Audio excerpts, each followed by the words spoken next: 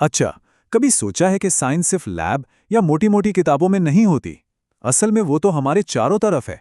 हमारी किचन में, खेतों में, हमारी रोज के कामों में। तो आज हम यही देखने वाले हैं कि कैसे चीजों को अलग करने का ये सिंपल सा साइंस हमारी आंखों के सामने ही होता है। चलिए, हमारी कहानी शुरू होती है मल्ली और वल्ली से। ये दोनों अपनी गर्मियों की छुट्टियां बिताने हरियाणा में अपनी नानी के घर गए हैं। और उनकी ये ट्रिप अनजाने में ही सही साइंस के कुछ बड़े दिलचस्प राज खोलने वाली है। तो नानी के खेत पहुंचते ही मल्ली और वल्ली ने एक बड़ी मजेदार चीज देखी। पूरा परिवार अनाज के ढेर के पास बैठा है और बहुत ध्यान से चावल और गेहूं में से छोटे छोटे कंकड़ और भूसी को अलग कर रहा है। अब बच्चों के मन में तो सवाल आएगा ही कि भाई ये हो क्या रहा है और कैसे कर रहे हैं सब। बस बच्चों की यही क्यूरियोसिटी हमें हमारे पहले तरीके की तरफ ले जाती है कि कैसे एक ठोस मिक्सचर से अलग अलग ठोस चीजों को सेपरेट किया जाता है। दोपहर के खाने का समय है, गर्मा गर्म पुलाव सामने है और मल्ली क्या कर रहा है? वो अपने खाने में से एक एक करके साबुत काली मिर्च निकाल रहा है और प्लेट के किनारे रखता जा रहा है। ये एक बहुत ही आम नज़ारा है ना, लेकिन यही है सेपरेशन का सबसे पहला और सबसे आसान तरीका। इस सिंपल से तरीके को कहते हैं हस्तचयन, मतलब हाथ से चुनना।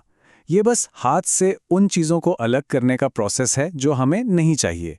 और ये तभी काम करता है जब चीज़ों का साइज, कलर या शेप अलग अलग हो।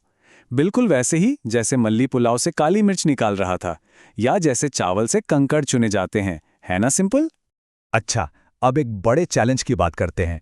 सोचिए, खेत में अनाज को उसके डंठल से कैसे अलग करेंगे जिस पर वो उगता है।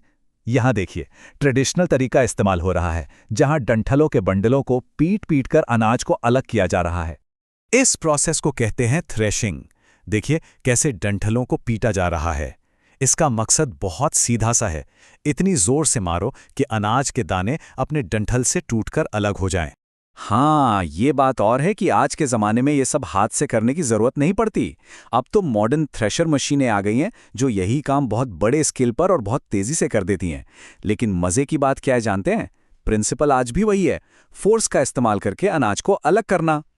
चलिए अब थोड़ा आगे बढ़ते हैं और देखते हैं कि कैसे हवा और पानी जैसी नेचुरल पावर हमें चीज़ों को अलग करने में मदद करती हैं। थ्रेशिंग के बाद भी काम अभी खत्म नहीं हुआ है। अब असली सवाल ये है कि हल्की भूसी को भारी अनाज से अलग कैसे किया जाए। तो इसका जवाब है ओसाई। और सच कहूं तो ये बहुत ही स्मार्ट तरीका है। इसमें मिक्सचर को हवा में थोड़ा उछाला जाता है। अब हवा क्या करेगी? जो हल्की भूसी है उसे तो उड़ाकर दूर ले जाएगी, और जो भारी अनाज है वो सीधा नीचे एक ढेर में गिर जाएगा।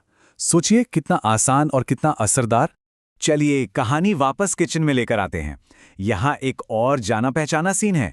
छलनी से महीन आटे को मोटे चोकर से अलग किया जा रहा है, और ये हमें सेपरेशन के अगले मेथड से मिलवाता है। इसे कहते हैं चालन। इसका प्रिंसिपल तो बहुत ही आसान है। जो बड़े पार्टिकल्स हैं वो ऊपर रह जाते हैं और जो छोटे पार्टिकल्स हैं वो छेदों से निकल जाते हैं।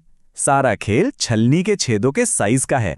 और ये तरीका सिर्फ किचन में आटे तक ही सीमित नहीं है। नहीं, आपने कंस्ट्रक्शन साइट्स पर भी देखा होगा, जहां बड़ी बड़ी छलनियों से रेत को कंकड़ पत्थरों से अलग किया जाता है। तो समझ सकते हैं कि ये कितना यूजफुल है। अच्छा, अब एक अलग तरह की चुनौती के बारे में सोचते हैं। मान लीजिए हमें किसी लिक्विड में से एक ऐसी सॉलिड चीज को अलग करना है जो उसमें घुलती नहीं है।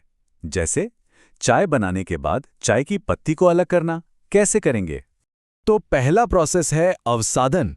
सोचिए, अगर चाय की केतली को थोड़ी देर के लिए बस ऐसे ही छोड़ दिया जाए तो क्या होगा? ग्रेविटी की वजह से भारी चाय की पत्तियां धीरे धीरे नीचे बैठ जाएंगी। बस इसी को अवसादन कहते हैं।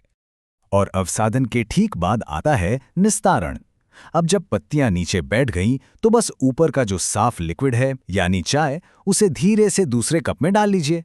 नीचे जमी हुई पत्तियां पहले बर्तन में ही रह जाएंगी। हो गया सेपरेशन। अब आते हैं हमारे आखिरी एग्जाम्पल पर, जो बहुत ही बड़े स्केल पर होता है, समुद्र से नमक निकालना। यहाँ चैलेंज ये है कि एक घुली हुई सॉलिड चीज को लिक्विड से अलग करना है। हम सब जानते हैं कि समुद्र का पानी पानी और उसमें घुले हुए नमक का एक मिक्सचर है।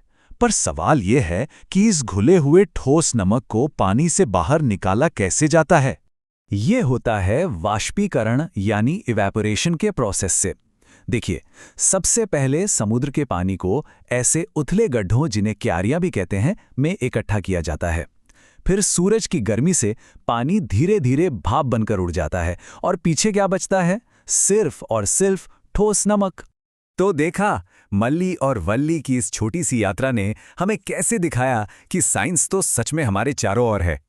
चलिए, अब इन सभी तरीकों को एक साथ रखकर देखते हैं।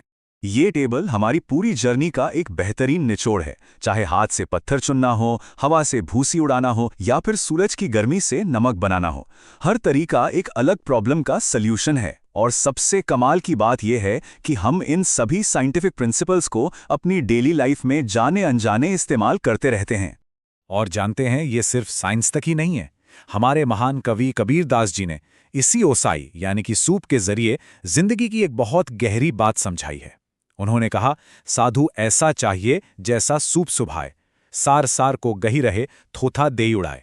मतलब जैसे सूप अच्छी चीज यानी अनाज को रख लेता है और बेकार भूसे को उड़ा देता है, ठीक वैसे ही एक समझदार इंसान अच्छी बातों, अच्छे गुणों को अपनाता है और बुराइयों को खुद से दूर कर देता है।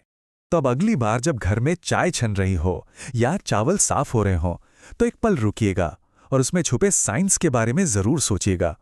और ये हमें एक बड़े सवाल पर लाकर छोड़ता है कि हमारी रोज की जिंदगी में ऐसे और कौन कौन से साइंस के एग्जाम्पल्स छुपे हुए हैं जिन पर हमारा ध्यान कभी गया ही नहीं।